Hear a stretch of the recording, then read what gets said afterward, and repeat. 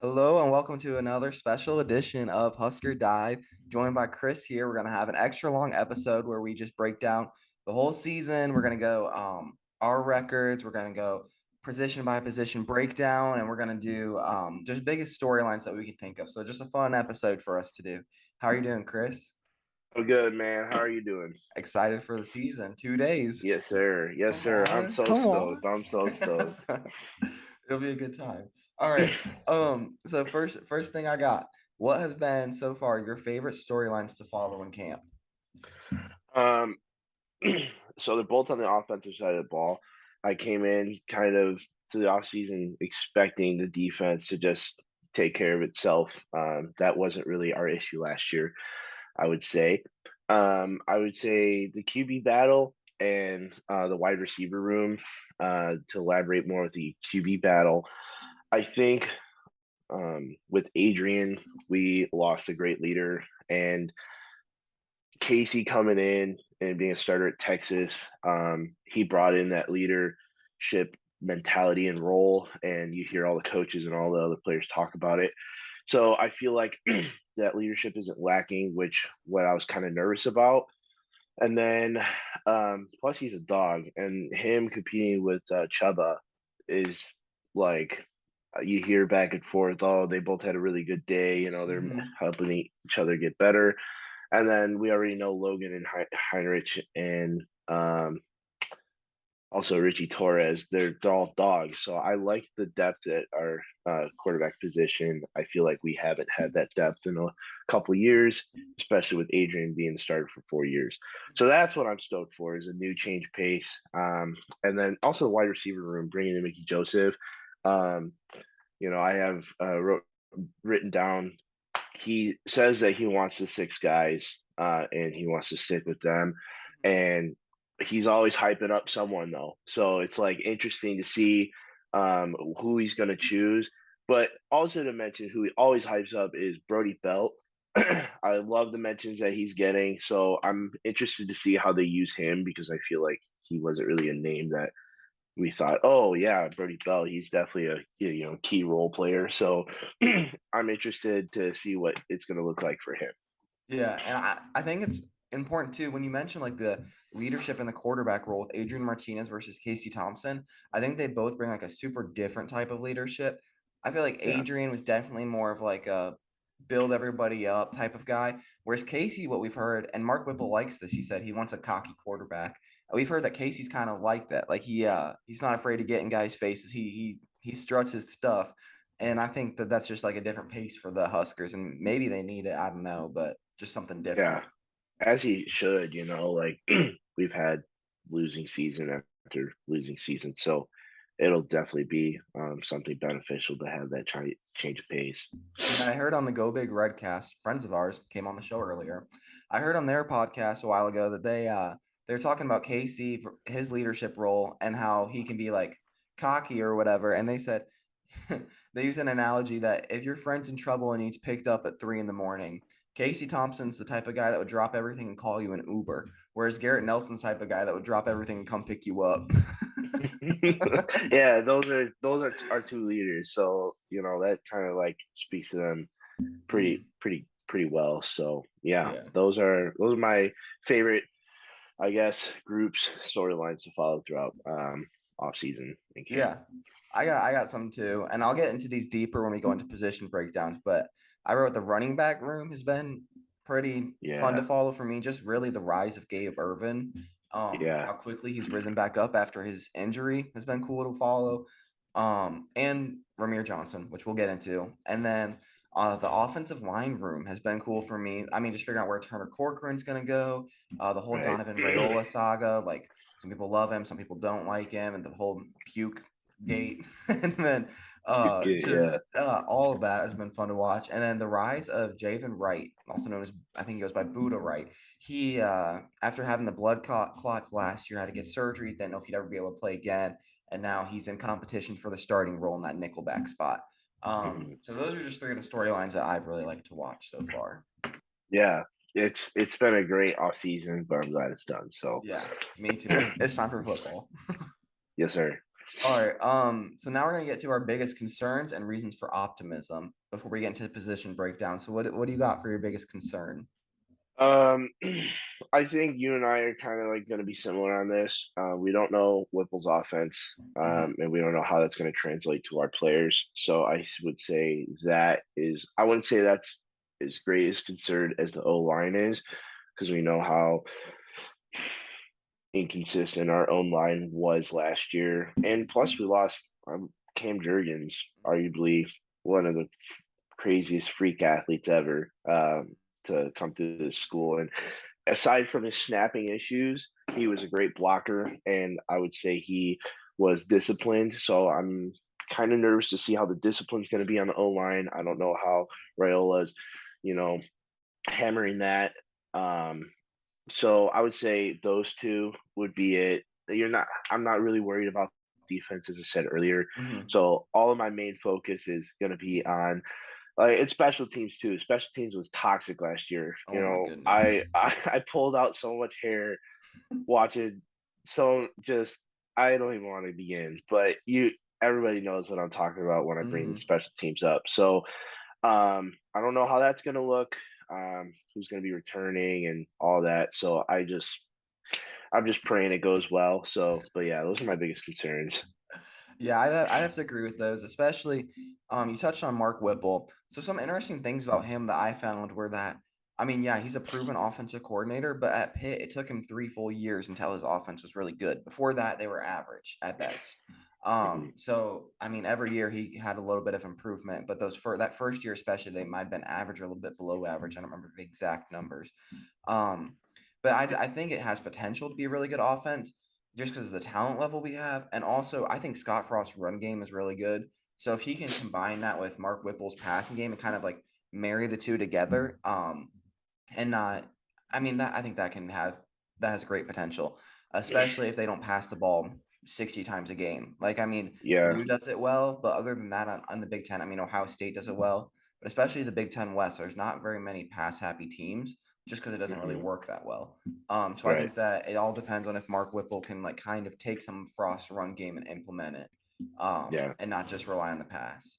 And Yeah. then I also wrote down the offensive line, losing Cam Jurgens, like you said, big hit. And then also who's going to be that leader on the offensive line? I mean, we've heard it's going to be Turner Corcoran, but Cam Jurgens was a dog, and I feel like he was Hmm. definitely the leader of that team, or not the Oh team yeah. necessarily, the offensive line at least. And I feel Yeah. like they need that. And then also just seeing how everybody progresses. I mean, you got Teddy Prohaska coming off injury. Bryce Benhart got benched last year, so it's just a lot of movement going on and a lot of needed development that hopefully took place. Yeah. And plus the transfer portal helped us. Like we're gonna go into it with the position breakdown, but like that's another thing that kind of sparks into my optimism for this team, especially Mhm. for the O line. With Hunter Anthony and Kevin Williams Jr. and just being able to see like you know them come in and be able to compete has been really cool. Mhm. And I'm just but it's still one of those things where we, God knows what it's going to look like come week 0. So Hopefully not we'll 5 see. offensive line penalties in the first drive. Right. That can't happen. All right. So now biggest reasons for optimism. What you got? Um, I would say the defense being as elite as it was last year, I could argue that our defense is going to be better this year. I mean, I know just to name like a couple, Cam Taylor Britt, Jojo Doman, they're all gone. So, and they're all in the NFL, and it's been cool to see them do what they're doing. But we have a stacked room, and we had that issue last year where Mhm. we were like, oh, who's going to play this? Who's going to play that? Like, why, just seeing them be able to rotate last year and like people who I think are going to start and who other people are saying are going to start, it's been, it's comforting in knowing that our defense is going to be super solid. And, I know Shenander's game is on point, and Yeah. I, I'm confident in the defense to say the least. I would say the schedule format is also something that makes me confident, except for like Oklahoma, what week 3, 4, Yeah. week 4. that's my like, oh darn. But you have 3 games to kind of work out some kinks. Hmm. So I think I'm not going to get into what the schedule will look like, what the outcomes will be, but I think that they have the come like Big West play or Big Ten play, they're going to be able to have the time to work out the kinks and really turn into elite program that we're kind of expecting them to be. So the way the schedule's laid out, I think that they are going to be good. And then I'm not trying to mooch off everything you're about to say, but everybody knows this is Frost's year to Hmm. figure it out. So I think that kind of pressure, him bringing in just like Whipple, Joseph, Rayola, all those guys, I feel like there's going to be a serious turnaround.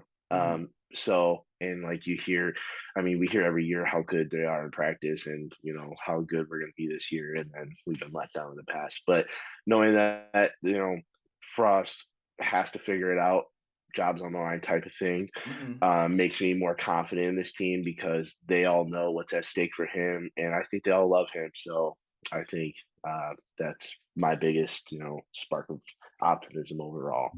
Yeah, I'd have to agree with those. I mean, first of all, I think the schedule definitely plays into Nebraska's hands. I think the beginning, the first 2 games might be kind of tricky just due to traveling across the world and like the whole Yeah. sleep thing and everything. I think that might be kind of tricky, but I think that the schedule really plays into Nebraska's hands because if they can get the ball rolling, like if they can beat Northwestern and then North Dakota, Georgia Southern, they go into Oklahoma 3-0. They're gonna have so much momentum, and that Memorial is gonna be crazy.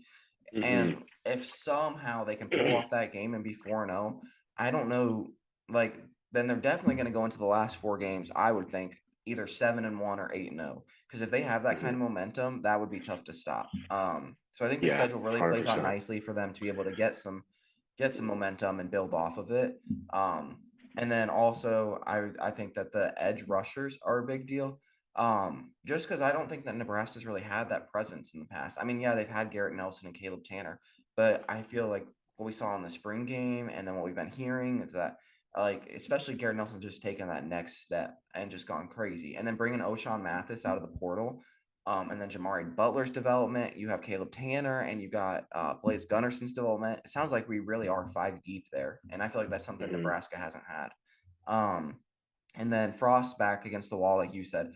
Shameless plug for an article on HuskerDive.godaddy.com for this. But we talk about it there. But I just think that Frost, with his back against the wall, I mean, you got to trust him more because he's going to do everything he can to get to succeed because he knows that he's going to get fired if he doesn't. And his We coaching hope. staff, a lot of them could have left. Like Travis Yeah. Fisher could have left. I'm sure Eric Shenander could have left. Mickey Joseph didn't have to come here. Mark Whipple didn't have to come here. I mean, a lot of those guys are putting a lot of trust in him, especially on the defensive side that have been with him, could have left and they chose to come back because they believe in what's happening. So I think that everybody's going to give him their all and he's going to give it his all in order to make it Hmm. succeed because, I mean, there's really no other choice. So, Yeah, I 100% agree with that. yeah, that's why, I mean, that's one of my bigger areas for optimism just because, I mean, he's got that fire under him, I think. So, Hmm. Oh yeah, mhm. 100%. All right, so now we can do position breakdown. We're gonna start on offense, and we're gonna go with the offensive line first. So what you got for us there? We're talking like who I'm expecting to start, or Yeah, like who do you just think is gonna elaborate. start? What's your expectations? Stuff like that. My expectations are kind of low. I'm going to be honest with the O line. I think after wanting to shoot myself in the foot after watching basically every game um, last year of how the O line played, I just think um, I don't want to be too optimistic about them. And some people might come for me for that. I don't know. But for the projected starters, we pretty much have the same projected lineup. I think everybody knows this is what it's going to be with Prochaska at left tackle, Corcoran at left guard, Trent Hickson at center, Brock Bando right guard, Bryce Benhart at right tackle. So another thing comes in is depth.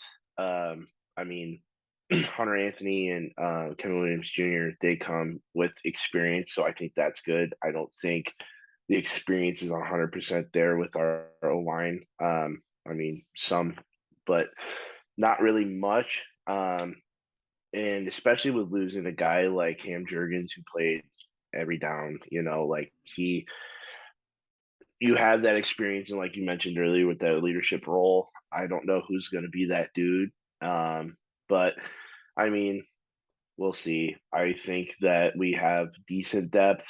I know with the experience it's going to help, and I mean they can only get better from last year. Yeah. So, but I think I'll say like I expect discipline to be an issue because of the lack of experience. Hmm. But other than that, I think that they have the potential's high.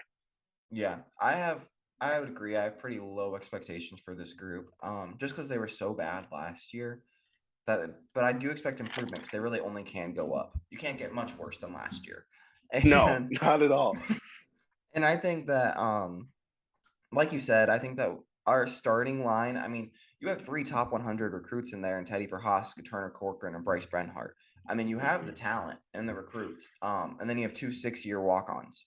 So, I think that you also have, like, that more elderly, like, mature type of player. So I'm hoping that they can put it together. From what we've been hearing at camp, it sounds like the run blocking has been better than the pass blocking, and that's good about the run blocking. And I think that running backs can make the run blocking look better than it is. But pass blocking scares me a little bit because I think that if our tackles, who are two of our better linemen, don't like can't stand up to a pass, and that's what Mark Whipple likes to do is pass the ball, then that could be cause for concern. But also you have to consider that our edge rushers might be some of the best in the Big Ten. Um, so it's kind of a give and take a little bit. So I think it is just Right. kind of up in the air right now. But I do Mhm. agree that I think our depth is better this year. I mean, we have Hunter Anthony and Kevin Williams out of the transfer portal. Both good players. I know that Hunter Anthony started at Oklahoma State his redshirt freshman year. And Kevin Williams, a good pickup out of Northern Colorado. Both friends of the podcast. And then you got Ethan Piper, who has started many games as a player. He's our backup center, it sounds like. And you got Henry Lutovsky, who I know the coaches love from everything that we've heard from other podcasts and media members and stuff. And so I think that you do have that backup depth that could come in for the starters if one of them is struggling. So I think Mhm. that you got lots of options. I just hope that Rayola can piece it together. Yeah. To go back on that, I really don't know how to say his name, but Nordine Newey or whatever. Oh yeah. Like him being able to come in last year and like really kind of shut it down was impressive to me, Hmm. considering how bad they were. So it sucks that he's gone for Hmm. this season. I think that's also something that hurts. But I think I don't want to have that expectation that like, oh, God forbid Trent Hickson goes down, like who is he? Are they really going to be able to take care of it? Is Ethan Piper going to be able to Yeah. really take care of it? And I don't know. I that's yeah. Let's just move on. O line stresses me Wait, out. what's your take on Cute Gate? Oh my goodness, dude. People are so soft. Like Hmm. the media always has something to say, and like people should be like, oh well, he's got to really understand that he's in like public eye. Shut up, bruh. Like, let's be honest. You are over exaggerating everything you say to anyone you talk to. So I don't want to hear like this double standard nonsense that Scott Hmm. Frost has to watch what he says. Any coach has to like. I don't care who you are. You don't have to like. Let's be realistic.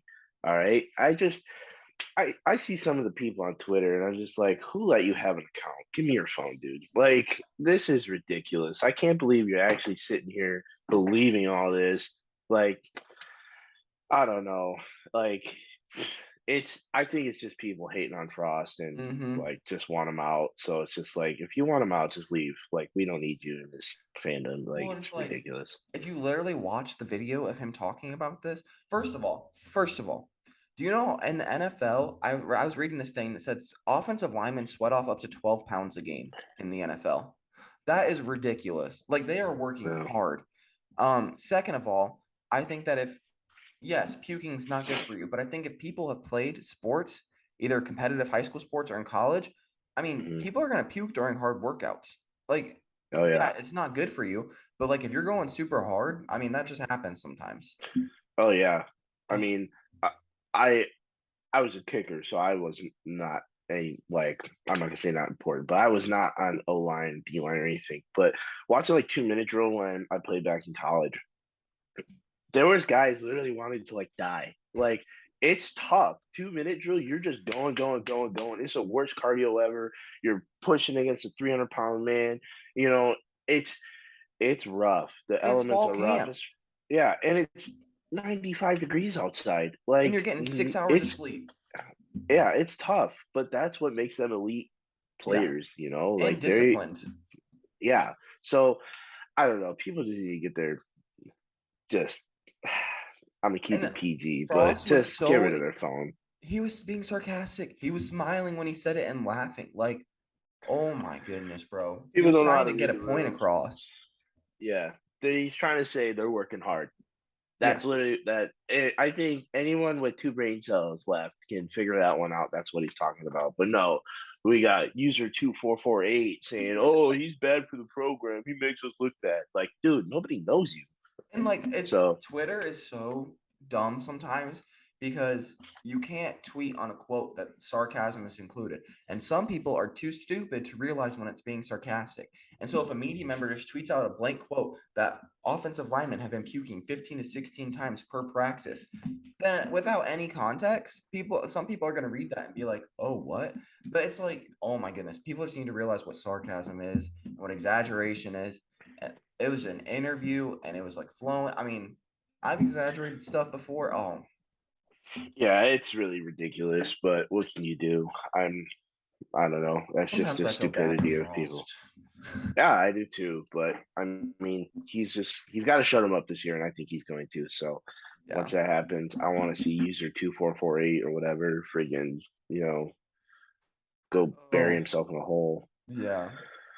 But anyway, I love Rayola. I know that he might not have been like the most experienced hire, but I think he's going to do good. I mean, he's getting in their faces. He's preaching aggression. He's preaching, pushing them into the ground and running downfield. And Yeah, I don't know, work him hard. That I think that'll get him more disciplined than last year. I love yeah. him.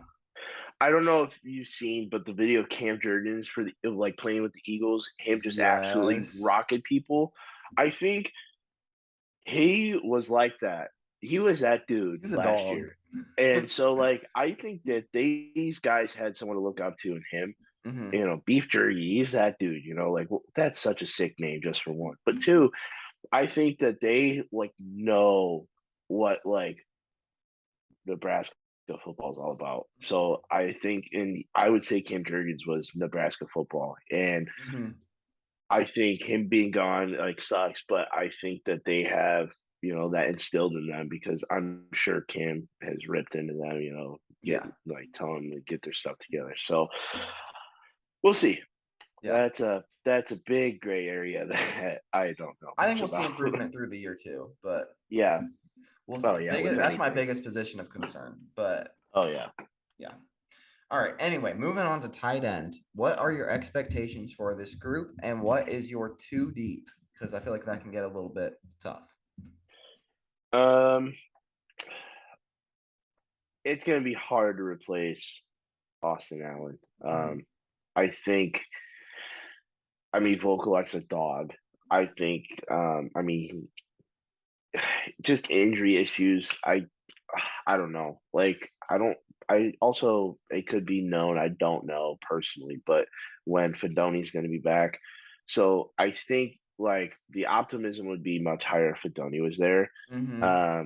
But like I feel like Vokalek's going to be the main dude, and like I don't really know what kind of season it's going to be for him if he's that dude. I love Chancellor Brewington, but I also Chris Hickman. I think He's hurt. he is. He was in a boot. Oh my gosh, we can't have nice things. Do we know how long he's out? Mm-mm. Okay. Well, say he's not out long. I would say he's the 2 guy because I would say he was a wide receiver before, so he's got that experience of catching. So I would say he's got better hands. But I don't know. I That's another great area for me because I liked Vokalek and Austin Allen last year, and then I don't know. We'll see. It's one of those things where I'm not sure. What about Yeah. you? I feel like it's definitely one of the more like murky positions just because you don't really know much. But I do still have high expectations for Vokalek. Maybe Yeah. it might just be because of scheme.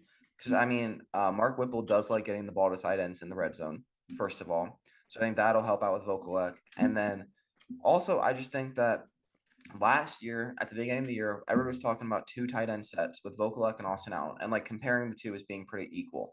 And then Vokalek got hurt. He was out for a long time, and then when he came back in, I mean, he wasn't really himself. I feel like Austin Allen got way more love than him.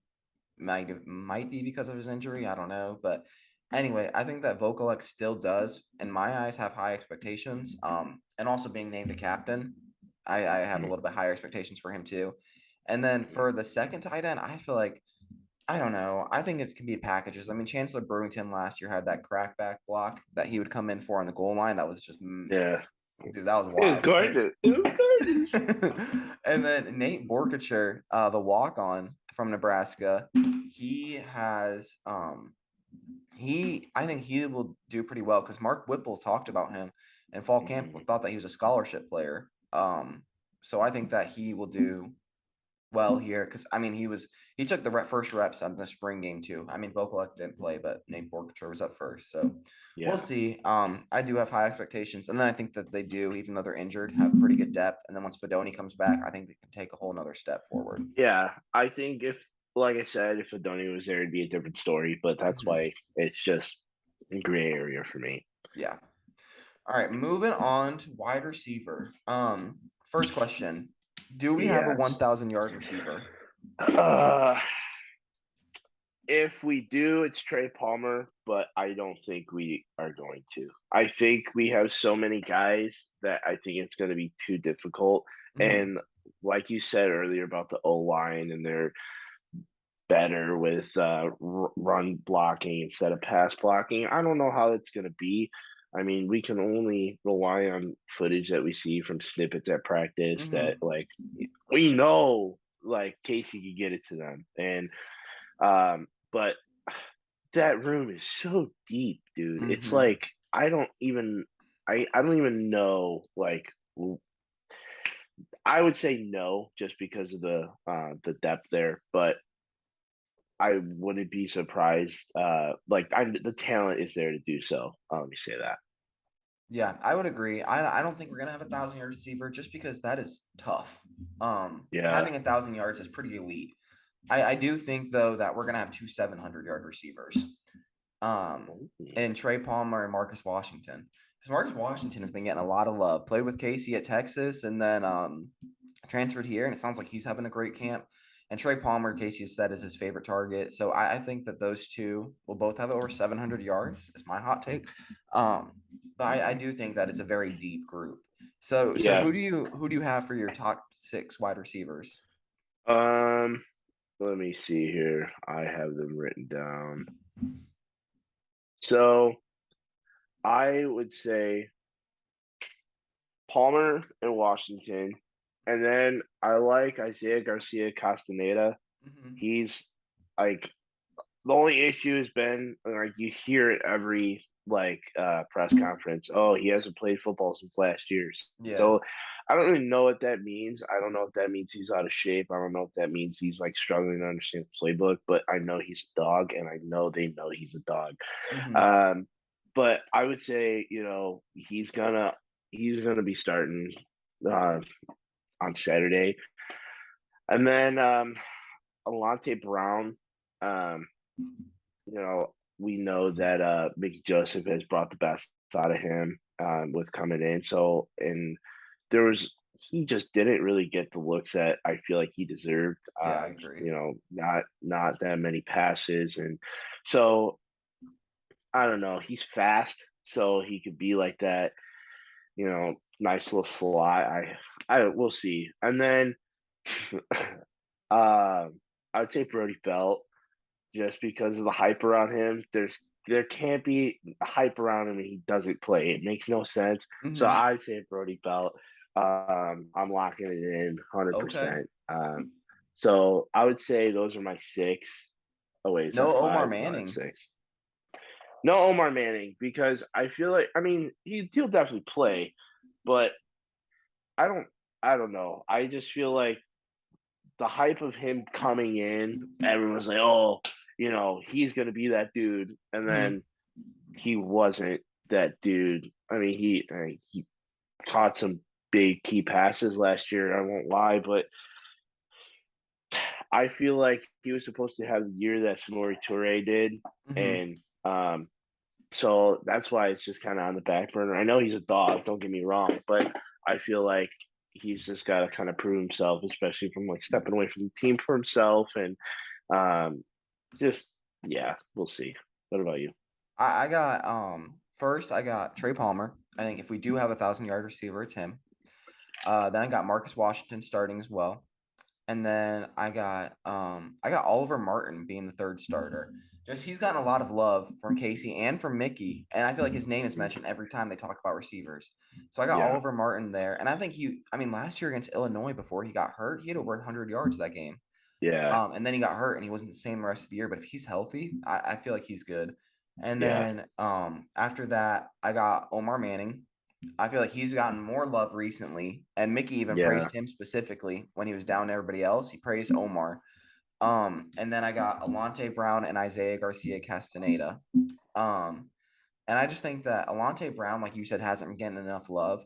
I feel like he's more of the leader of that group, even though he might not be like the guy. I feel like he is the mhm, leader. And I just feel like whenever he's been in, he's made people miss. So I feel like he yeah, will be I think he's going to get better as the season goes along and get more love. And yeah, Isaiah Garcia Castaneda, I think will be the same. He'll get better as the season goes along, but like you said, he hasn't played since 2020, I don't think. Um, and so just like getting back into football, like the playbook, what it feels like to get tackled again. So just getting back into rhythm. I feel like he'll get hmm better as season goes along. But I agree. We have such good depth. I mean, Brody Belton there, Wyatt Lewer, Camonte Grimes, Ty Hahn, Janarian Bonner. I mean, they just got so many names and so much to work with. I feel like a yeah, few years ago we were talking about Cade Warner, Wyatt Lewer, and Wandale Robinson were our starting wide receivers. And now you look at the group and we got Trey Palmer, Marcus Washington, whoever else. I mean, I feel like we got dogs. yeah. And I feel like the coldest. I don't think he's gonna start at all, but He's hurt. like He great. tore his ACL When last week. Oh, see, that's how out of touch I am. But never mind then. But we'll talk about him next year then. That sucks. To be continued with the coldest. Yeah. Well, anyways. All right. Okay, so moving on to running backs. Do we have a 1,000 yard rusher? No. Um, I think there's like the wide receiver room, there's just too much depth. And I Mm-hmm. think there's gonna be a lot of packages, and I don't think there's just gonna be that. I think Anthony Grant would be that every down back. Um, then Gabe Urban would take that role if Anthony Grant goes down.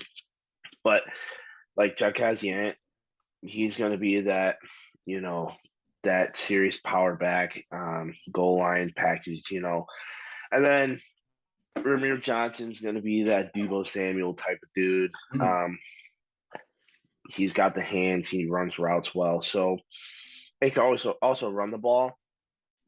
But I don't think that I don't know. Like, there's potential, of course. I think that everybody has potential in the group besides like Jakezian, just because he's so. I don't want to say slow, but he's a big dude, and you Yeah. don't really get power back getting that many yards. So I'm gonna say no, just because of the depth. But I don't know. We'll see. What Yeah, about you? I'm gonna agree with that. I'm gonna say no as well. Which I hope that they prove me wrong. But I just think for a couple of reasons. First, Whipple's offense in the past has not run the ball much. So if you are going to be running the ball, not that much, not that often, you need to get a lot of yards every single run. I just don't know if you have the offensive linemen to be able to do that. Um, I also think right now Anthony Grant is the starter from all that we've heard. And Hmm. like that from Twitter and everything. Anthony Grant's a starter, and it sounds like Gabe Ervin is number 2 right now. And then it sounds like Jay Allen is number 3, and Jacques Yeah, Yant is number 4, with Ramir Johnson being called a wide back. Is what he titled yeah, himself. But I think that Gabe Ervin's quick, like how far he's gone up the depth chart so quickly in fall camp. I think that eventually during the season he might take over Anthony Grant if the season's not going too well. And I just think that if that happens, there's no way that somebody gets to 1,000 yards, because if you're switching starting backs, then they're not going to yeah. have 12 games to get there. Hmm. So I don't know. I would say no just for those reasons. Primarily because Whipple doesn't run the ball much, but also because I just feel like Anthony Grant, yes, has created separation, but I feel like it's closing. So Yeah. that's my take. And I mean, last year you saw there was not like that one where we were like, "Oh, we know this is going to be our running back." Like, Hmm. it's like, I wonder who's going to be starting today. Which that drove me crazy, because Hmm. it's like I think that's a good thing for Brian Applewhite to come in here and fix. Like, yeah, you have Jacques Yant is going to be your goal line fourth and one back, whatever stuff like that. Then you got Ramir Johnson being your wide back. He's going to run the slot. He's going to run end rounds. He's going to run option, whatever. But then after that, you should not have many situational backs. You should have, I mean, Ramir Johnson might be your third down back as well in the passing game, but like you should have a Hmm. bell cow more. I mean, even if you do rotate some. Last year, though, with Ryan Held as a running backs coach, I felt like Jacques Yant went out and did crazy against Northwestern. And then the next game barely got any carries. I mean, it just Yeah, wasn't. There was no consistency, which yeah, drove me crazy. yeah. And like, I don't know. It's kind of like the thing that like, don't bite the hand that feeds you, and Hmm. if you're gonna get production out of a guy, don't take him out. I didn't understand that either. And it was just, I feel like that kind of, hurts demeanor and just drives people away. And I don't know. I think maybe that was an issue with Xavier Betts, because I love Xavier Betts. Me I too. I absolutely adored him, and seeing him go really hurt. But what did he do? Like, he would be in for some crazy play and not play the rest of the game. I'm like, what's going on? Like, what are we doing? So I think you're right with that, though. I hope that I hope that we have, that dude, and we know who that dude's going to be. If it's going to Mhm. be Anthony Grant, great. If it's going to be Gabe Irving, great. I don't care who it is. I just care about production. But we'll see. And I'm excited to see Ramir Johnson as this wide back role. I am I think, too. especially like you said, with the pass heavy offense, I think, and he's so shifty. So like he is going to be a dog if they play him the right way. And Mhm. all we need is just consistency. And that goes all across the board. We got to keep it the same. Um, so I'd agree. yeah, And I like would even say consistency where like if somebody is sucking, yeah, take him out. Like try somebody else. That's why you got Gabe Irvin there as your backup right now. And if Anthony Grant's getting 2 yards a carry, take him out and put Gabe Irvin in. Try it. Let's try it out. But if Gabe right. Irvin's doing well and he rushes for 200 yards in a game, 150 yards a game, Don't start put him Anthony next Grant week. back in. Yeah. Right. Don't Until be you doing see this production switch. decline. Yeah, you got to see production decline. In I don't know. That was one of the things that is like, good grief. Like, what is this team doing? But Yeah. yeah, I'm hoping the offensive coaching changes help that problem, because I mean we saw that all yeah, over the offense, but especially on running back. You had no idea. Like our last game, Brody Belt was the starting running back, which he did well actually. But yeah, it's like, where did that come from? Like you still had yeah. all these dogs on your team, and you're not playing If you them. if you told me week one that Brody Belt would be playing at the end of the game, at the end of the season, he would be starting running back, I would have slapped you in the face. Yeah, And here we exactly. are. That was the reality. So if we can, like, I'm gonna preach this, if we can just get consistency, and we know, like, yeah, I mean, someday some people are gonna have off games. Like, you can't. Hmm. That's an expectation from everyone. You can't. I mean, every coach is gonna be like, I expect you to be sharp and perfect every time, but like, that's not the reality because you're Yeah. human. But good grief, dude. Like if someone's evidently struggling more than once, I think that's got to be addressed. But if someone's hot, you don't take them out. So Yeah. it's like basketball. You don't take out someone who's just made 6 threes. Like, Mm-hmm. let me just take them out. No, what are you doing? Like, Well, and it's like how you said, if you would have somebody told me that Birdie Belt was starting running back in week 12, on week 1, you would have told me that, I would have slapped you in the face. It's like if you would have told me Jacques Bazient wasn't going to be the starter if he put up 150 rushing yards against Northwestern, I would have slapped you in the face if he was going to be starter next week, and he wasn't. He barely got any carries. It's like, yeah, what are we doing here? Come on, like let's just get some consistency. Keep feeding who's hot. That's how you get a 1,000-yard rusher. You don't yeah, keep taking them out when they have a good game. right, right. I agree. Oh, I think it's going to be better this year, and I think they do have really good talent. I thought they had good talent last year. I think they have good talent again this year. But I think that the coaching is going to make a big difference there. And I think that Can I just plug this name real quick? yeah, I miss Maurice Washington, dude. I like I know that's so random, but I watched a little highlight tape of him and I was like crying low key because I was like, dude, what could have been, man? he's You a just dog. you just could such an idiot, man. Yeah, Whatever. that's a word. It's But an idiot. He was not a good person. whatever, dude. Or didn't make I good decisions at least. But I yeah. I'm not gonna judge his character, but goodness. Oh my goodness. He'd be in the league right now, but he's at Grambling State right now. yeah. Okay. Dude, he was good though. Wow. His true I know. freshman year. Oh, I'm miss saying, him. dude. He was All right, explosive though. QBs. QBs. All right. QBs, dude. What do you got for me in terms of Okay. QB? We know Casey's starting, so that's Yep. not that we don't even have to talk about who's gonna play. Um I think it's major improvement from last year. Last year you sat there and it was Adrian and then Logan Smothers. I love Logan Smothers. And I would if he started tomorrow on Saturday, I'd be like, I don't think that's the greatest decision, but I'd be like, okay, like let's see what he could do. Yeah. I think with bringing in Chuba and Casey, that also develops the younger guys. So I mean, what's Chuba, redshirt freshman, sophomore? Yeah. He's So freshman, redshirt freshman. yeah. So I think Logan knows he's down on the totem pole there, but Casey's a dog. I mean, and it's not like he came from like I'm not dogging this school, but like Upper Iowa or something like that.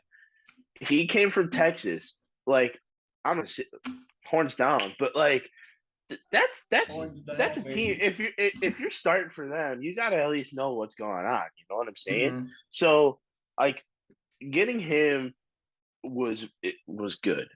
So I think with the leadership, like you talked about earlier, him being the type of guy who's on everybody's butt, Mm-hmm. making sure people are doing their job. You need that, and Adrian wasn't doing that.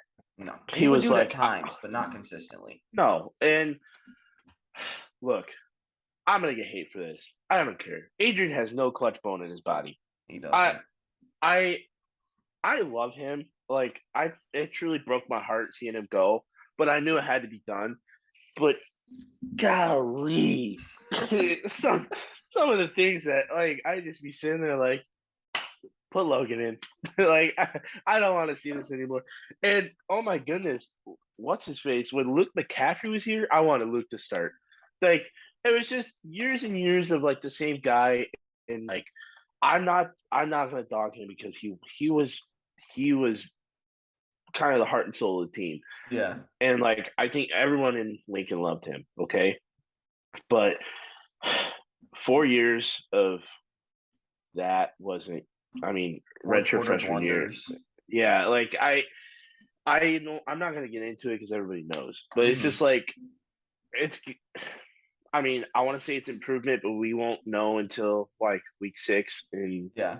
we see some games and whatnot. But I think the depth is better instead of just having Logan Smothers and Heinrich Harburg as backups. Like Yeah.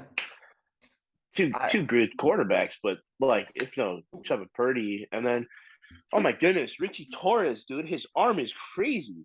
dude, I It's watched his highlights. He's insane. I next year, look, we know Casey's going to be gone after this year. That's his goal. He's trying to build a league. So Mhm. if he can do that this year, we're going to be really good. But if he has Adrian moments, we're going to be average. Here's the thing. I know the quarterback is improved. I don't think. I know the quarterback is improved. A couple reasons. One, Casey's best game last year arguably was Oklahoma game. 5 touchdowns that game.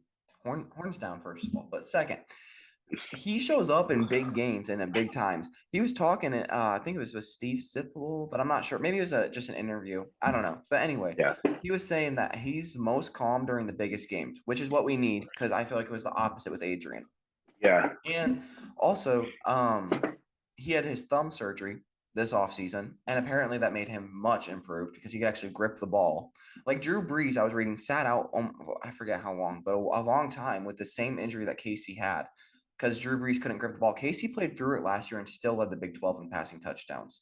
Then Yeah. had this surgery, and now apparently he's looking much better. Second reason, Logan Smothers last year was our backup quarterback and a serviceable backup. In the Iowa game, we should have won that game. It wasn't his fault. We should have won that game with him as the starter, Yeah. which now he is third in the depth chart. He was lined up to be the starter, and now he is third in the depth chart. We have two players, which I love Logan. So he's probably one of my favorite players on the team. But we have Oh, two players that the 100%. coaches view as better than him now, and he's improved from last season, and he would have been our starter. That's how I know that this team is better at quarterback because he's third and he was second last year. Yeah. And then also Heinrich Haarberg, I think he's good. I think Heinrich Haarberg is really good. And he's fourth right now. And Richie Torres said Whipple said he has the best arm out of all of them, is fifth. I mean, they got quality depth. I don't expect all of them to be here next year. I expect Casey to go to the league and I expect one other to transfer out at least. But right now, the quarterback room is the best it's been under Frost, in my opinion. Oh, 100%. Yeah, no doubt. We like, I love Lukey Pookie, but dude, the Ducks were just ridiculous. No, we didn't have a quarterback that was throwing the ball as well as the room that we have now. And they have wheels too. It's not like we just have Yeah. some pocket passer. We got a well-rounded quarterback, and I think in all of them. So it's Adrian, he was what, leading rusher every game, like probably Yeah. 6 games last season, and that I don't know. Him escaping pressure was really good. That was a really good talent of his. So I don't know how that's going to be. And Mm-hmm. we know the struggles with the O line. So I don't know how that's going to be with Casey, and then God forbid he goes down and Chuba. So, but I mean, Adrian made things happen when you thought he was for sure getting sacked, and then he'd run for 36 yards or something. You're just like, okay, but It wasn't we'll see. clutch. But yeah, and then the fourth quarter came, and then 2 interceptions and a fumble later, we lose the game by a score. So Adrian was it's the whatever. best quarterback, second best quarterback in the Big Ten last year through 3 quarters, and then the fourth quarter he was worst. Yep, I believe Anyway, it. that's I it. That's experienced it. it. Yeah, Yeah. we're moving on. Defense. Defense, interior defensive line. You got your DTs. Um, do they have enough depth? Who do you expect to be the starter? Yeah, we'll start. We'll start it with those two. I want your opinion first. Okay. So my opinion, do they have enough depth? Coming into spring, I would have said no. With or I guess after spring, with Casey Rogers leaving. Now I say yes. I feel like this is a strength of the team now versus what I would have thought to be a weakness of the team a few months ago. Um, I think that Ty Robinson and Colton Feast are your starters because Colton Feast got the black shirt, which I would not have guessed coming into fall camp.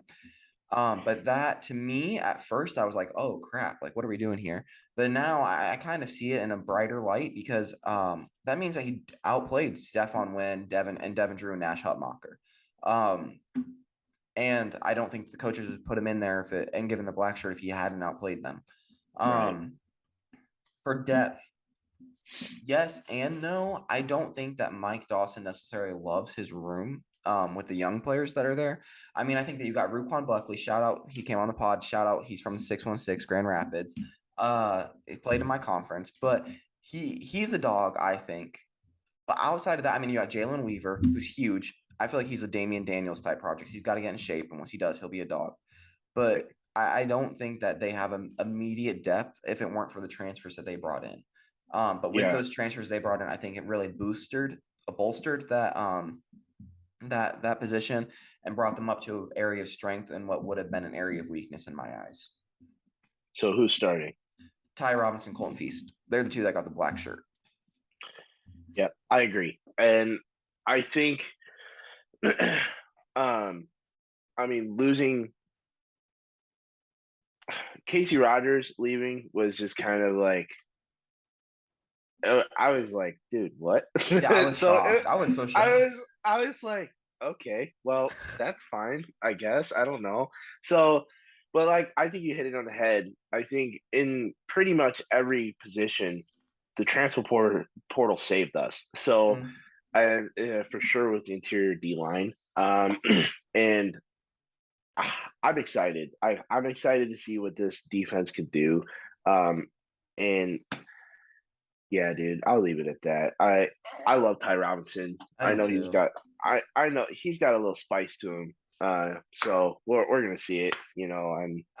I do got one question for you. Does it worry you that Colton Feast got the black shirt and is a projected starter over Nash Hutmacher, Stefan Wynn, and Devin Drew, and Colton Feast is a walk on? Does that worry you? I would say no because look at Luke Reimer. Luke Reimer was a walk on. I don't give a rip if you're a walk on or if you're a full ride. Like if you're gonna produce, you're gonna be a dog. I don't you can I don't care. Like you're playing, I that's all that matters. So Mhm. I it doesn't worry me. I just think like I mean if you look at like would you say that Luke Reimer is better than like Nick Henrich? No. Like Mm, it's a toss up, and I don't think we'll be able to see like that type of comparison with Colton Feast and like no Noah Nash Hut knocker. yeah. Yeah, we'll go with him. And like Stefan Wynn, like you're not gonna see like that comparison be able to like be the same unless like we see them all play. And they're not just handing out no black shirt label. Let's just be No. honest. Like that is up there in like that's like Nobel Peace Prize. Like you know what I'm saying? Like Hmm. you gotta do some You gotta be a stuff to earn it. dog. I'm saying so Ain't like no puppies. they're not handing that out. So it's like I'm not I'm not concerned. Like Yeah, the other guys just need to figure it out. That's all I gotta say. I mean, I agree. it doesn't mean they're bad. It just means Cold Feast is feasting. And No they're pun yes, intended. sir. And they're gonna rotate for sure there too. Oh So yeah. So it's like we'll see. We'll see. yeah. We'll see. What about edge rushers? Who you got as your starters at edge, and who is this the best position group? And do you have a 10 sack player? Garrett Nelson would be the 10 sack player. I think I love Garrett Nelson. If I swayed that way, I'd marry that man. You know what I'm saying? But I'm saying him and Caleb Tanner are captains. There's no Mm, reason why they don't start at least week yep. 0. But O'Shawn Mathis will rotate in. But I mean, Jamari Butler and Blaze Gunnerson, they're both good too. I feel So it's comfortable like with them being starters. Like we were exactly that point. like it's not like oh God forbid, like I don't want Caleb Tanner or Gary Nelson to get hurt, but like I'm comfortable with the replacement, Yeah. like 'cause I'm not worried. But I mean, they're the veterans. They're gonna be there. They're the ones who played last year. So I think that, we're gonna get yeah. Are they the best? I would say so. I say like two they're captains, right? Hmm. And they're the leaders. And I would say Garrett Nelson is the heart and soul of that defense. Yeah. I would say right now. Yeah. He's Oh so yeah. vocal Of the and team, I would he say. I was just saying defense as in like, okay, we're Hmm. talking about like I 100% agree. But Garrett Nelson's the type of dude to take his helmet off and headbutt you as hard as he could just to hype you up. You know what I'm saying? So I'm just like all right, that's a little crazy, but He like embraces concussions. you need that. You like to rep the black shirt label. You have to have that type of like dog in you. I'm Gotta gonna be keep that saying crackhead it. energy. I'm saying, and Garrett Nelson is him. That is him right there. So Mhm. I think to keep everyone happy in the room, you got like you're gonna have to rotate. But it's also comes with you don't take out someone who's hot, Yeah. and I think it's nice because we want everyone healthy, so you don't need to overplay anyone. Hmm. You don't need someone if someone's getting beat, switch it up. You know what I'm saying? Like Yeah. there's no need to just keep playing one dude. You know what I'm saying? So I would say like that's how you keep everyone happy is rotating. And I think Hmm. everybody knows like we just want to win, dude. Like 3-9 last year. Oh my goodness. That's throw up worthy. Hmm. So I think if we can I think everyone wants to win, Hmm. and the selfishness has to go away. And I mean, unless if you're serious draft stock, like you don't got to worry about, oh, I need to play every minute. Yeah. So I think that's also something that the players got to do to like maintain happiness and like peace within like a group because you're a unit. So I will say this. I think that getting to 10 sacks, though, is going to be a little bit of a tall task just because we're not going to play many teams that throw the ball. Um, and teams are just going to want to run it at us because they do want to get away from our edge players because that is the strength of our team.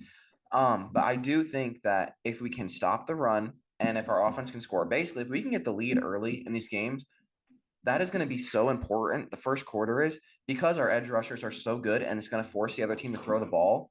That yeah, is really how we're going to play to our strength with Garrett Nelson, Caleb Tanner, and O'Shawn Mathis. Is if yeah, we can get the lead early, because then they're actually going to be able to rush the passer. Because yeah, Wisconsin and Iowa aren't going to, and Northwestern Illinois aren't going to throw the ball unless they have to. right. So I really do think that it is important for our offense to be able to score and our defense be able to stop the run first. And Hmm. then I think that this can really shine. And I think if anyone does it, it's going to be that crackhead Garrett Nelson. Oh yeah, Like for sure. I think everyone has potential to, but Garrett Nelson is going to want it bad. And He wants O'Shawn to rip Mathis your too soul out. wants it. I mean, he did great in the Big 12, but they want to see him against the Big 10. And if he can Yeah, produce the way he produced at TCU last year, yeah, I I mean, agree. And I'm saying Caleb Tanner I'm too. I'm only hyping up Garrett Nelson right now, but he's just like my favorite player. Oh, Like same. if I'm picking someone, it's him. But I love the whole team. Like there's not anyone that I don't like, Yeah. and so it's just hard when you have someone like Garrett Nelson. It would be like this, okay? You don't like you don't sit there and hype up D Wade. You sit there and hype up LeBron because that's just how it is. Like, let's be honest, most people are going to be doing that. I don't care because basketball ain't my strong suit. Like, I don't really follow it that well. But growing up, I only heard people talking about LeBron. No, Yeah. not like people talk about D Wade, but it's like he was good. Don't get me wrong, just as these guys are good. But LeBron, Gary Nelson is the LeBron of that group, Dude, this room So is he's just gonna. full of dogs. This is It's an it's all-star team. yeah, it's impossible to just say you're better, you're better, you're better. Like you can't because everyone's a dog. I'm gonna just leave it at that. Yeah. We'll leave it at that. That's great position group. All right. Yeah, Moving on. Inside backers. First question I got. Who has more tackles this year? Luke Reimer or Nick Henrich? Luke Reimer last year I think had 109 and Nick Henrich was in the 90s, I believe. So who has more tackles this year? I think Luke Reimer. Um, I love Nick Henrich. Um, I mean, I love Luke Reimer too. He's the same crackhead that Garrett Hmm. Nelson is. I think they were raised by the same parents. Like it's kind of freaky and like looking at Luke Reimer's like pictures, like on the roster, he looks like he wants to kill you. So like if he's like that, just like a normal picture day type thing. Imagine him on game day, bro. Yo, Like, I'd be come on. scared. I'm saying so. I mean, don't get me wrong. Nick Henrich is gonna absolutely feast this season, but I think Luke Reimer is going like it's gonna be close. Don't get me wrong, but Luke Reimer is gonna definitely lead out of the I two. might disagree here. I love Luke Reimer. I think they're both going to have over 100 tackles this year. Luke Reimer was playing hurt all last year, which is crazy to Hmm. think about because he still had over 100 tackles. So I think that Right. he's going to go crazy this year, and he's just so fast to the ball.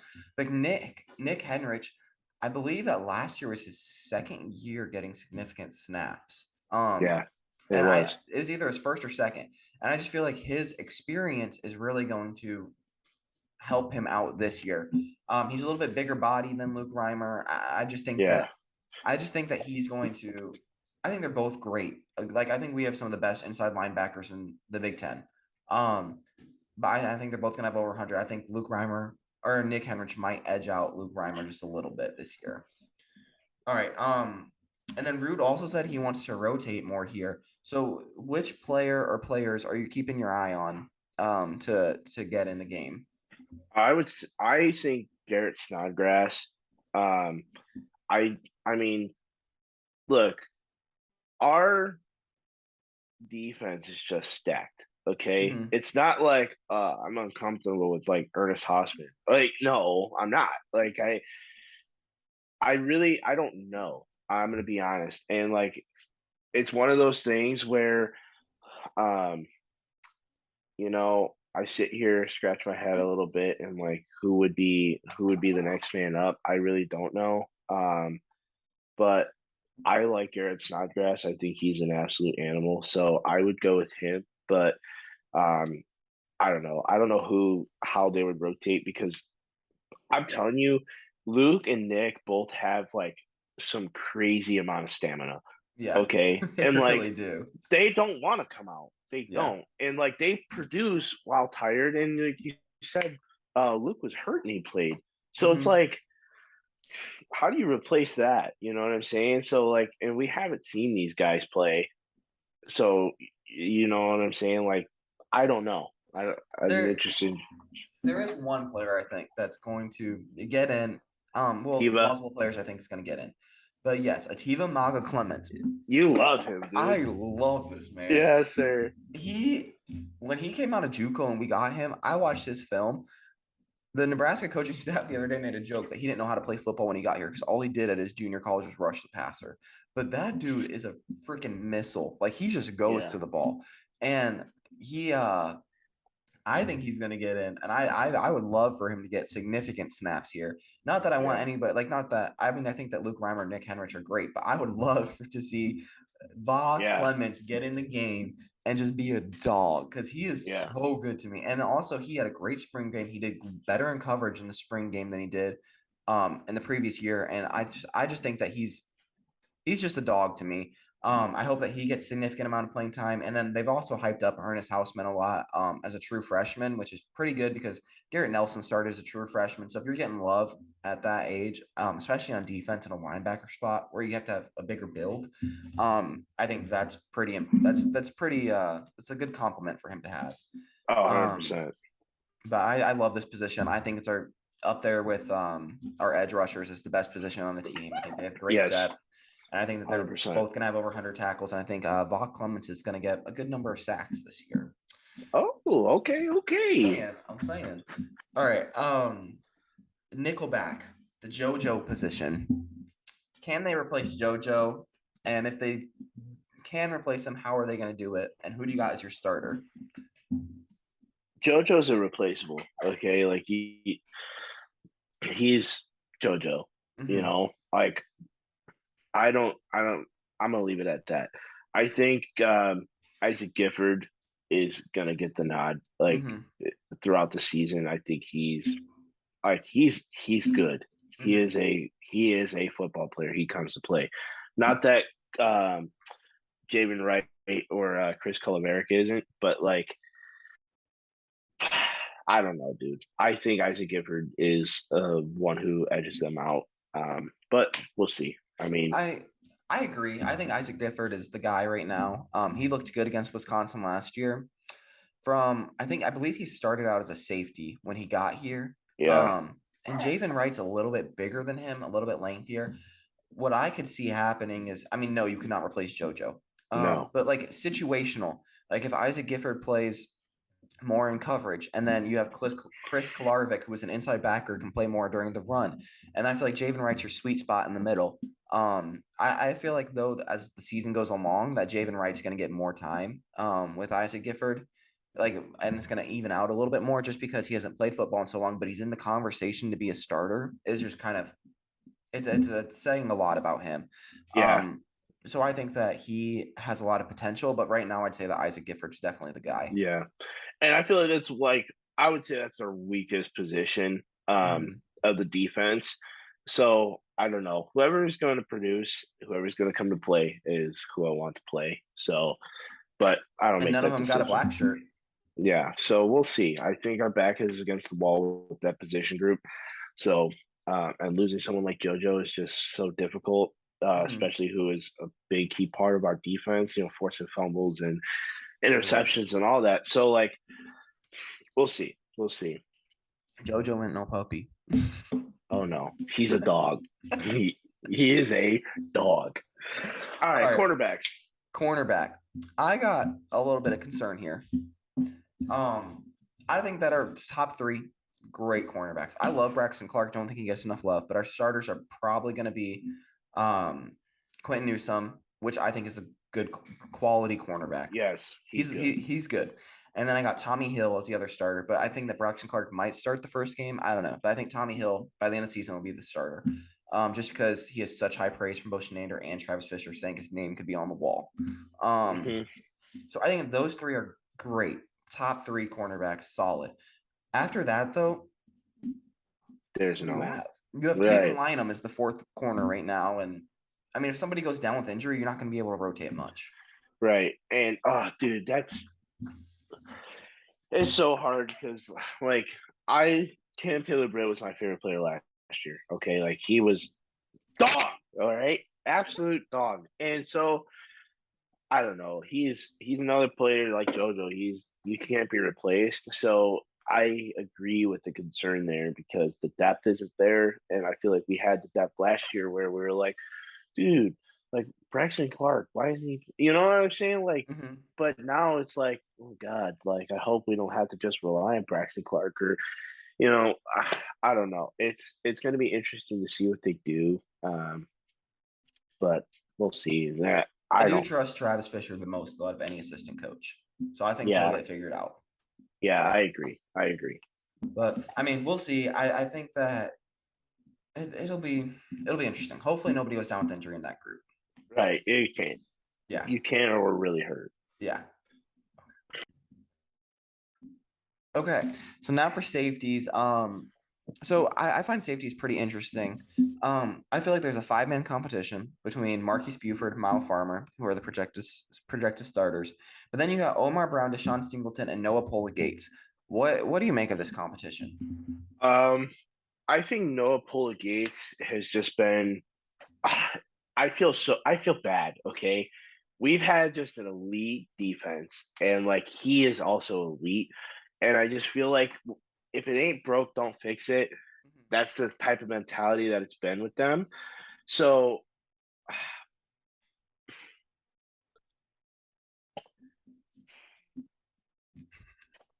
yeah, I'm just kind of at that. I agree with those projected starters, Mm-hmm. but I think Noah Pola Gates has to get in there. Yeah. I He's someone if he transfers, I would be depressed. I would cry. Like if he wasn't to play, like I think he deserves to play. I know he's good enough to play, but I just feel like it's been like the thing that we wish the offense would do is what Mm-hmm. defense does. If it ain't broke, don't fix it. So And the defense has actually done that instead of the yeah, offense. so there it is. It's like I agree with not him not playing, but like I also don't want him to not play because I know he's good. So it's one of those things. And then Omar Brown and Deshaun Singleton, there's we have depth, but I think there's going to be off games. I don't necessarily feel as like comfortable in the production as I do with like the edge rushers or inside backers. So Mm-hmm. we'll see. I mean, I don't know. They're I all good. They're all dogs, but it's like who's going to step up? Yeah, I think that I the player I love on this is Miles Farmer. People dog him because they say he's not fast enough, but his very first start, he started one half against Northwestern and had two interceptions. Yeah. Then he started Yeah. against Ohio State last year and picked off CJ Stroud. Yeah. on a deep ball. Like this dude, and he's big. He just is a He ball hawk to me. And he I mean, comes to yes, he's play. gotten burned before going deep, but he also makes those big time plays.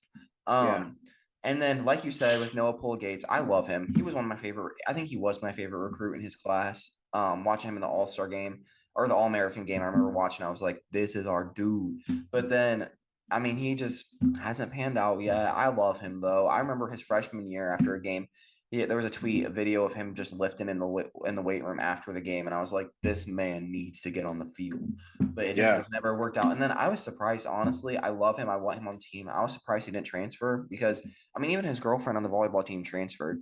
So you think that he would have, but I'm glad he stuck it out. I just really hope it works out for him. I mean, he talked Yeah, about it too. 100%. He talked about an interview with Sean Callahan of why he like he's like, dude, people tell you should transfer, and he was like, oh yeah, like I hear that all the time, but he's like, but I believe in commitment and loyalty, and he's like, that's led by my faith, and I was like, that's pretty cool, but I just think that I want him to succeed, but I just feel like this room is. I mean, they brought in first of all, Marquise Buford is a redshirt freshman, and he's Hmm. special. He's And special. If he he's is a dog. starting, if he's starting this year, I mean, if you've seen pictures of him, bro, that man is defined. Like he is special, a special Yeah, talent. he's If he's starting this year, because you brought in Deshaun Singleton, a JUCO player, who's he's it sounds like he's doing well, and then you brought in yeah. Omar Brown, a transfer from Northern Iowa, who's an All Conference player, maybe All American, I don't remember, but I mean, you got all these great players now, and it's just survival of the fittest, I guess. But like you said, I wish it worked out for Noah Gates, but I don't know if it's going to. Yeah, I agree. And here's another thing. Like Marquise Buford's a black shirt.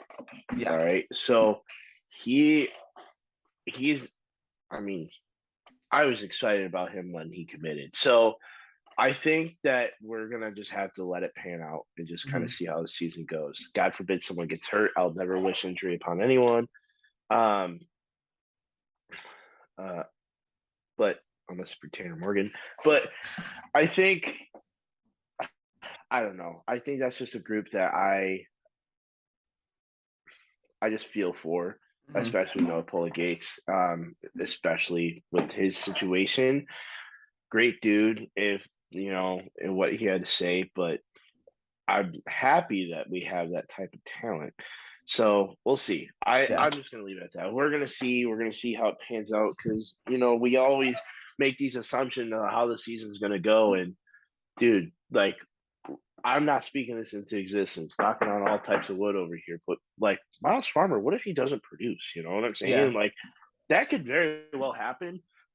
So I'm not going to sit here and just be hung up on the fact that no one else is going to be in the play or no one else is going to be that dude too. So we'll leave it at that. And also like if a cornerback gets hurt and Marquise Buford, who's trained at cornerback, can go play there, or Omar Brown, then that leaves another spot open for safety. So I mean, it's just there's too many variables, but I just feel like it's a good room and a good competition. Hopefully, it brings out the best.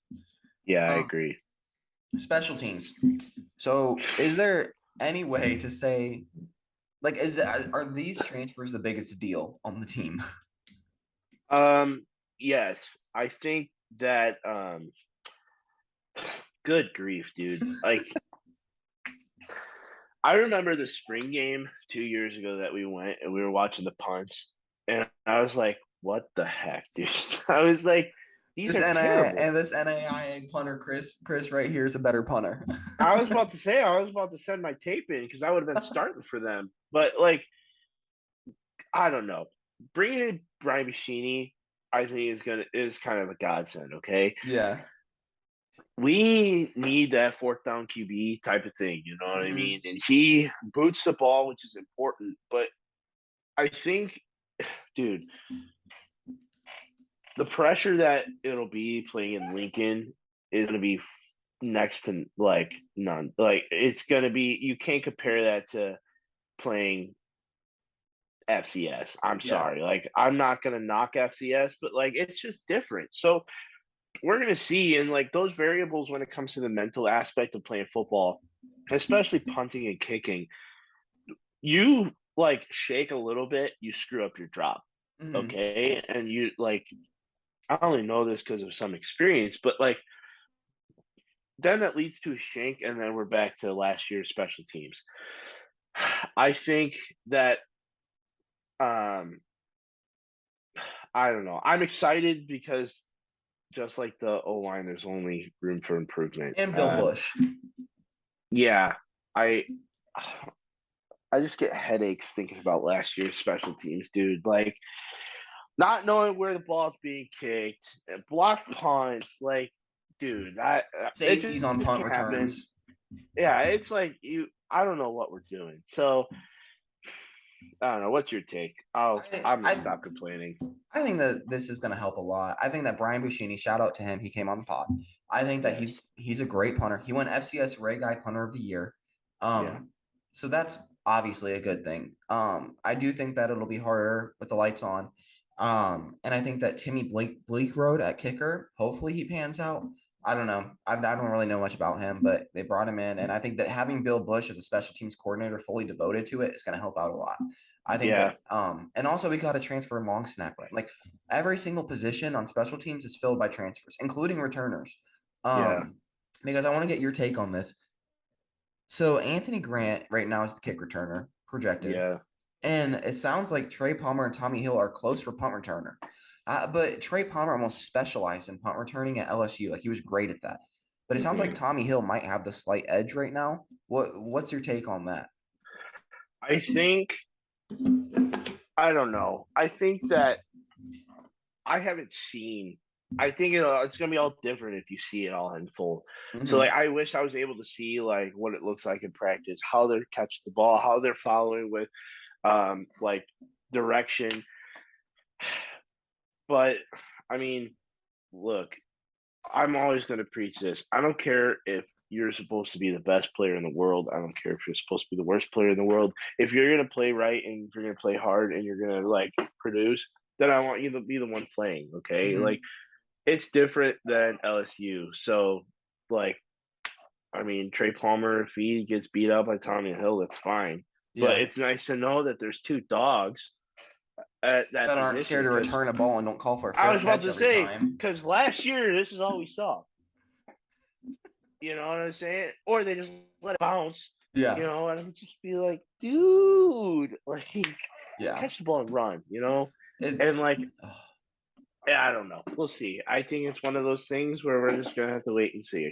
but I do think that the transfers they brought in, especially at kicker and punter, has potential to be just as important as bringing in Casey Thompson at quarterback. Yeah, I Because we agree. lost at least 2 games last year because of special teams, Oh, at if the not more. minimum. Yeah. Yeah, at the absolute minimum. So I think that'll be a huge positive for us because even if we're average at special teams, last year we go 6-6. Oh, 100%. No I don't know. stupid block punts, misdirection, all Running that. it the Yeah. wrong way. Yeah. Okay. Offensive and defensive MVP. Who you got? You and I are agreeing on this one. It's going to be Casey and it's going to be Garrett. I think they are going to like we. Wait, hold up. I can't hear you.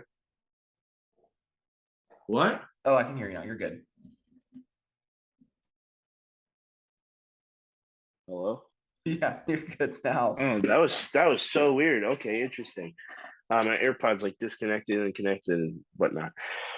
Okay, let me restart. Casey and Garrett. Okay, Garrett's gonna be that dude on defense. He's driving that defense. All right, Mhm. and he's just like too elite to not consider him for the MVP race. But Yeah. he's also that leader, and that makes him super valuable. And then Casey's gonna come in and do his thing. Mhm. He got brought in to kind of like bridge that missing piece of leadership and also that missing piece of talent that Adrian was lacking. And if he's on point, the rest of the offense is going to be on point. Mhm. So I think that's what's going to make them the MVPs. I would agree with those. I'll give you some runners up then that I had in my mind. On offense, I had Trey Palmer also that I was considering. Just because I mean, you need that wide receiver one for your quarterback to have a good year. And I think if Casey is going to be that good, then he will need Trey Palmer to be 1,000-yard receiver, which I think will be tough, but he'll need that to happen. Also on offense, I was considering Travis Vokalek just because he's a captain. And if he has a great year, like especially in the red zone, catching touchdown passes, I think that'd be good. And on defense, I was also considering whoever does better between Luke Reimer and Nick Henrich at the inside backer spot. Sure. Because I mean they led the team in tackles last year, great players, and then also Quentin Newsome at the cornerback spot. Um, I like all those picks. and one other thing I wanted to ask you real quick before we move on to the schedule. Could you see Logan Smothers having a package like a triple option package in the red zone? Because I think that would be dope. I could see it 100%. I just don't. I could see it with last year's offense. I don't Yeah. know about this year's offense because I just don't know Whipple. I just think I don't. it'd be such a good wrinkle to put in. It would. I think it'd be great to just kind of throw a lot of things at teams, Mm-hmm. and especially with something like that, that's gonna be unique, not really in the norm. So we'll see. Like That's just like when you get inside the 10-yard line, it gets hard to throw. Just put him in there to run the triple option.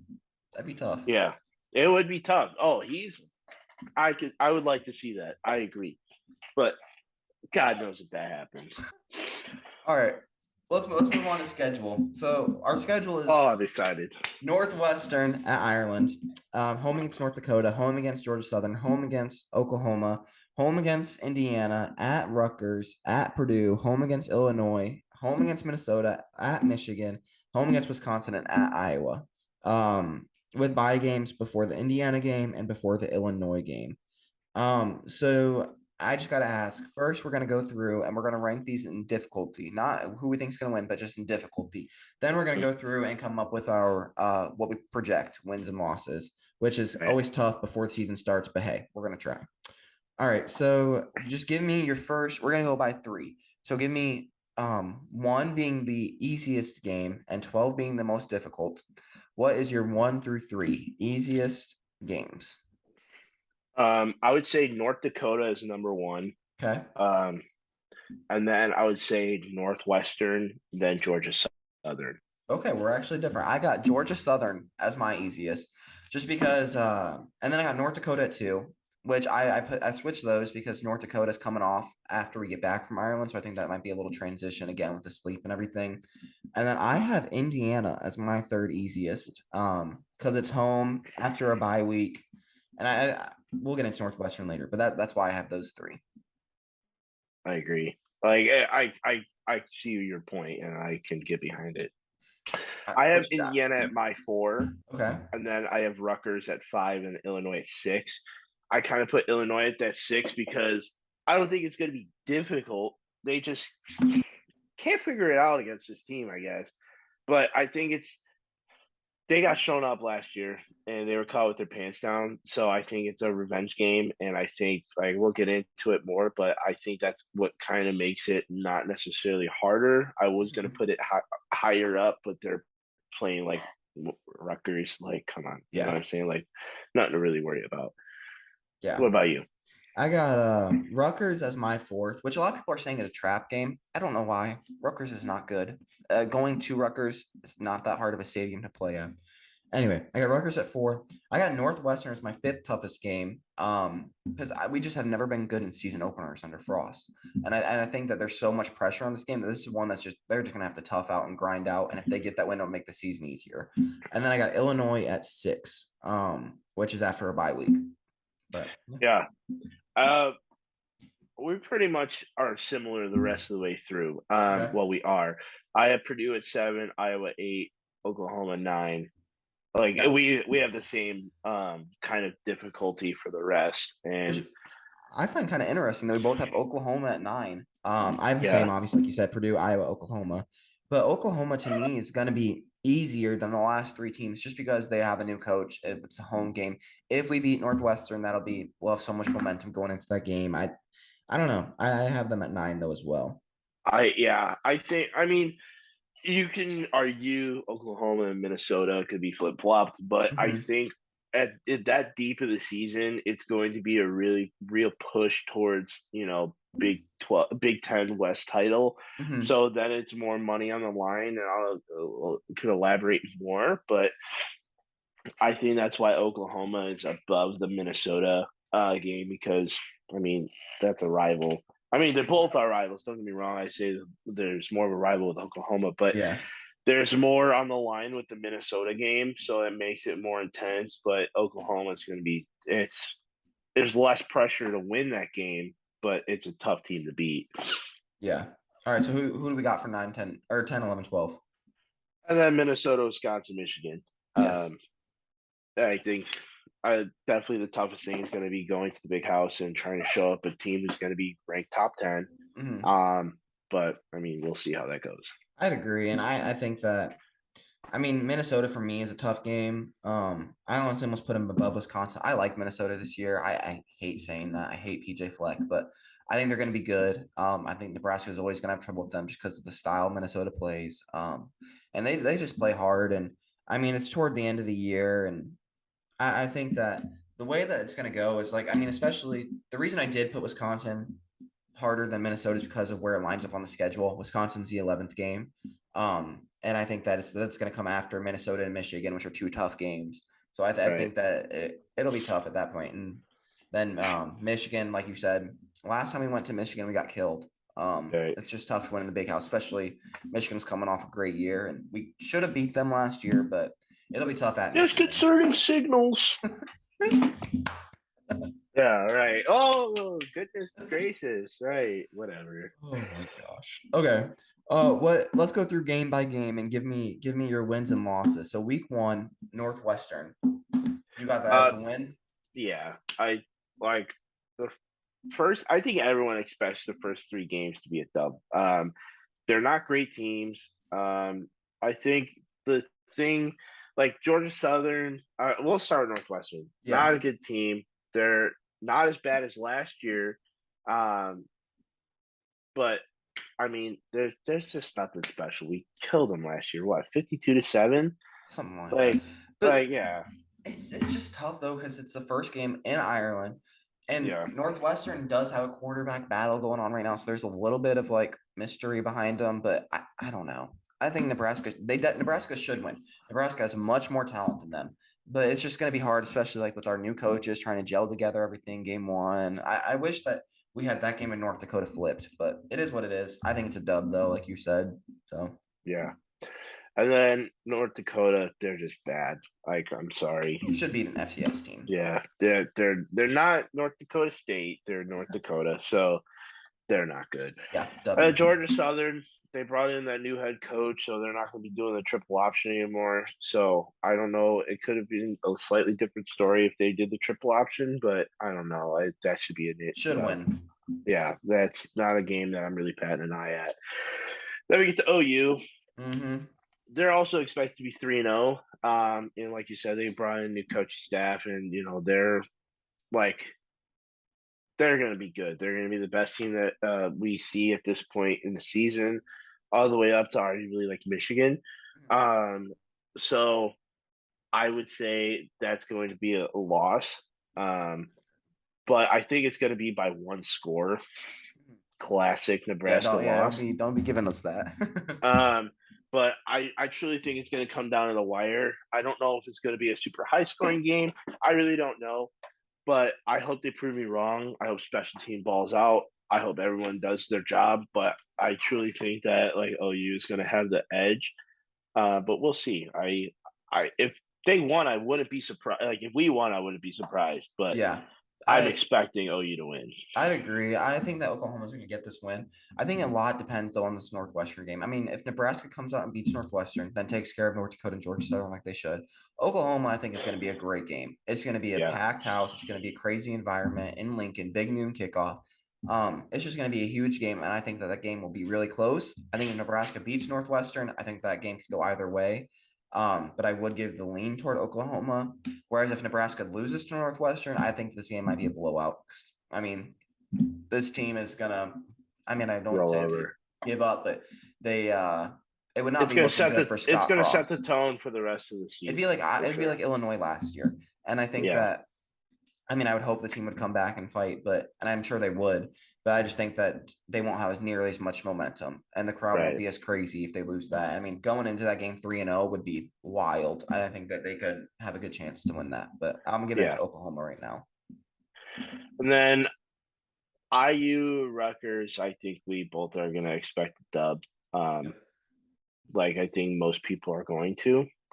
And then Purdue. I'm luckily I'm going to be there, so I'll be there. Catch me at the game, y'all. But there, we struggle against Purdue. Like Purdue's just I don't get it, but like they're good. Like I don't know who rolls up to West Lafayette, Indiana, and is like, yeah, I'm gonna play here. Like why, But I driven. It don't matter. But they lost some starters last year with their wide receivers. But I'm giving us the win. I think, we're going to come off with 2 wins and we're going to keep the pressure rolling. And then because we know what next week is, it's vengeance week against Illinois. And then that leads to Illinois, and Illinois is going to get curb stomped. They are going to get what they should have got last year, but it's going to be that boost of confidence. I'm Yeah. interested to see what you're thinking. I'm thinking, okay, so going back to Indiana and Rutgers, I think that Rutgers is not, I don't know why everybody thinks it's a trap game. I don't think it is. Indiana's more a trap game because it's coming off a bye week, I believe. And I think that Nebraska has historically not, or like under Scott Frost, has not done well under bye weeks. But either way, I'm giving us the win in both those. We should win. We have much more talent than both those teams. And then going to Purdue, I think we'll win. I just, I was super bought into the Purdue hype in the summer, but then I started to like fade off of it. I mean, I was like thinking about it. They lost Milton Wright, who became academically ineligible for wide receiver. They lost what's his name, the receiver from last year that went to the NFL, David something. I Bell, don't David David Bell, Bell. and I mean they just lost so much talent that Charlie Jones from Iowa, who's a great specialist, but didn't really play much wide receiver, is looking at being a starter now. Yeah, And that's what Purdue does. They throw the ball. I mean, they do short passes. I like their offense. I like the short passing game. Just as efficient, moves the ball down the field. I mean, but they just I don't know. I don't think that they're as good as they're being hyped up to be. I think their defense is going to be better, but they lose Karloftis, who was a first round pick. yeah. And that's hard to replace. So I have us getting the win. And then Illinois, this game, I struggled picking. Everybody's going to write it off as a W, but Illinois, like Nebraska struggled against them with Scott Frost. And not only have they struggled against Illinois, historically, Nebraska sucks against Brett Bielema. And I'm giving us the win just because I think they're going to be so pissed from last year. But I Oh don't yeah. know. It's not going to be easy. I mean, Illinois runs the ball. They're big. They have a good running back returning. I forget his name, but they have a good running back returning. They have a quarterback competition this year. And their defense wasn't bad last year. I don't know. I think Nebraska's going to be better and better prepared for this game, but I don't think it's an easy win by any means. No, I think the confidence is going to be there after 3 straight wins after the loss to Oklahoma. Okay, Mm-hmm. and they know it's going to be. They have a bad taste in their mouth from last year, so they're going to go in and get the job done. I don't think it's going to be like a blowout, but I think they're going to go in and wreak some havoc because they're pissed. All right, they are a pissed off Nebraska team. I expect them to go in and beat the bad, but not a blowout bad. But But I'm it's hard to thinking blow out Illinois because they not run the this year. ball. They run the ball. Not They chew up the clock. yeah. Well, we're gonna have to. We're gonna figure it out. Don't you worry. I I think hope so. this is gonna be a different game than what we're used to seeing, especially when they play Illinois. So I don't know. It makes me sad that I'm scared of Illinois, but I got it as a win right now. Okay, so this is where um, you and I are gonna disagree here. Minnesota, go ahead. All right, Minnesota. I got it as a loss. Like I said, I like it. I like Minnesota a lot. I think they're going to be competing for the West with Wisconsin. Um, I think I just like their style of play. I think they're going to give Nebraska trouble. We've struggled with Minnesota a lot. Um, yeah, I don't know. I got it. I got it as a loss. Yeah, I have it as a win. I think it's gonna be there. Like it's gonna be between Minnesota, Wisconsin, and Nebraska for the Big Ten West. Okay, I think Iowa's gonna be average. Um, But Minnesota, this game is a lot to kind of bring in, if you will. Mhm. I mean, goodness gracious, Mo Ibrahim, he's back. So screw Yeah, us in that aspect. And then Tanner Morgan. But I think it's going to come down to special teams here. I think that it's gonna be a cold game. It's at home. Like it's going to be like they know what's on the line here. And if my schedule or my predictions are right, they're going to be sitting what, seven, eight, good. and one. Yeah, Yeah, they're gonna be 7-1 going into the eighth game or ninth game. I think the confidence is going to be there. I think that they know that they beat them. They have a shot at the Big Ten West title. So I would say that they are going. I think they're going to edge out Minnesota. It's going to be close, but I don't know if this is me drinking too much Kool-Aid, me being like super optimistic, but like, dude, I know we have the talent to get it done, but it's just, do we put the pieces together? yeah. I don't know. I think it'll be close. I just Minnesota just has their way with us for some reason. Every year it's close, and every year, well, and I guess not even every year is close, but they usually beat us. I don't know why. But anyway, Michigan, I got that as an L. Loss. I Yeah, think that's just going to be too tough. it's too difficult. I mean, it's another revenge game, so they're gonna play well. I don't think it's gonna be a blowout like how it Mhm, was last time they went to the big house. But it's not the same team as last year, which also helps. mhm. But it's still Michigan, dude. And Like yeah, I mean, at Nebraska the played big well house, last year, but I think we'll see. But hopefully, there's no more disconcerting signal calls. yeah, I hope Big Ten reps are watching or this that because ghost I pass swear interference on I JoJo. would slap you in the face in a parking lot. But like I don't know, that's a loss. I think everybody agrees that's going to be the loss. What about Wisconsin? What you got? I have a W for that. Really? I do. I think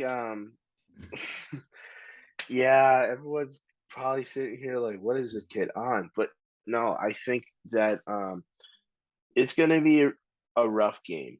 It's not going to be a fun game by any means. There, what's his name?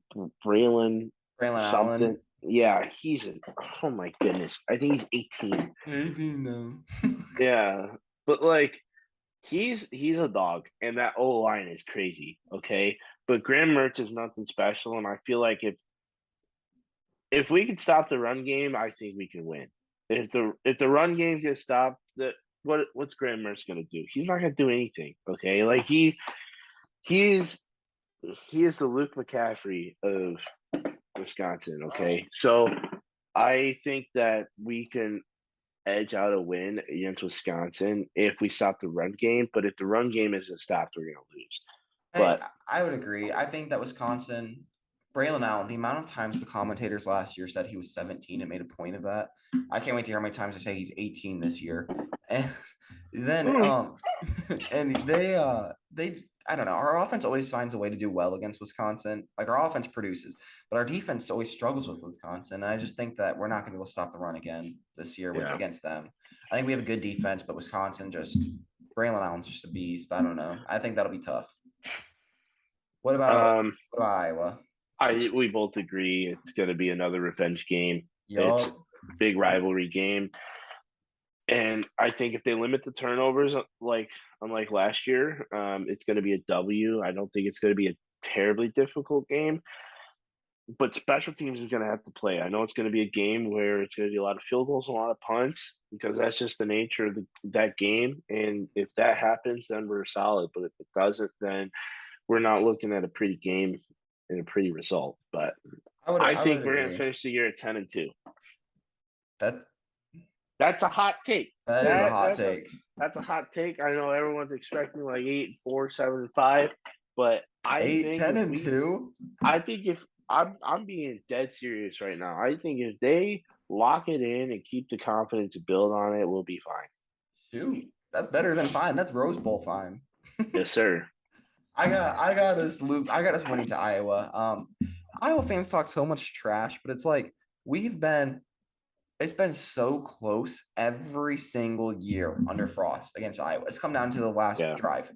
And yeah, I just think this is the year it finally turns. Last year, we should have won. We easily should have won last year. The blocked punt, oh my goodness. But I think that this year is the year that turns. The luck has to change at some point because it has been luck. It's not, Iowa has not outplayed us the last 4 years. no, Um, and I think that we finally get that win. So I got us at 8-4. You got us at 10-2. I hope you're right. I hope I'm wrong. I hope we go 12-0 actually, but that's that's bold. unrealistic. I know. I'm saying all the things have to go right. We had the talent. I'm basing this off of mere talent and what confidence should do to the team, We and do that have should more produce talent more than wins. almost any team other than Michigan and Oklahoma. Exactly. So I think that we should win Yeah. all of those games, but it all depends, like I said, on those variables. If we can stop, like if we can limit the turnovers and special teams can play against Iowa, we can stop the run game against Wisconsin. You know, like we can stop Mo Ibrahim with Minnesota. I think Mhm. we are going to be able to do the damage that nobody expects us to be able to do. Hey, I hope so. All right. Well, let's come back to this at the end of the year, see how we did, Yes, and sir. take it week by week. But this Saturday, man, where are you watching at? At the crib, bro. Before I go Okay. back to school, I go back to school on Monday, so I'll just be chilling. I'm kind of packed up for school a little bit, and I work tonight and tomorrow night, but then I'm good for Saturday, baby. 11:30. You know, we turn Come it up. on. Yes, Come on. sir. We're cooking up some Irish food here. Got some Irish tacos for lunch that we're making and some Irish nachos as well. So Sounds gas. we'll be watching here in Virginia at 12:30. Can't wait, man. I'm sure we'll be talking during the game. Oh yeah, you know, first touchdown, Come we call on. you Come screaming. I'm on. already excited. Let's Yes, sir. go. All righty. Yes, sir. Well, thanks for doing this, Chris, and Yes, sir. go Big Red. Go big red, baby.